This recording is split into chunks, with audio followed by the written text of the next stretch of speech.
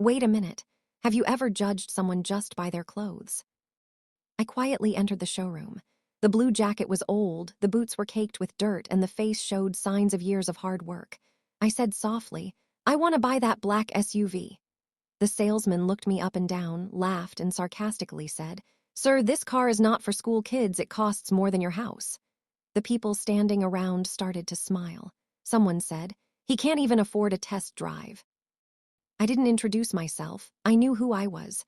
I was John Harper, a 58-year-old construction company owner from Dallas, Texas. I've spent my whole life in cement, iron, and sunshine. Wealth comes slowly, but pride never does. I listened to the salesman, nodded, and said, "Okay, thanks for your time," and walked out quietly. Across the street from me was a small showroom. There was no glass, no music playing. There was just a sign, "Honest Wheels, family owned." As I walked in, a young man smiled and said, "Sir, welcome, how can I help you?" There was respect in his voice, no question. I said, "I want to test drive this SUV." He handed me the keys without hesitation. The car was amazing. When I got back, he asked, "How did it feel, sir?"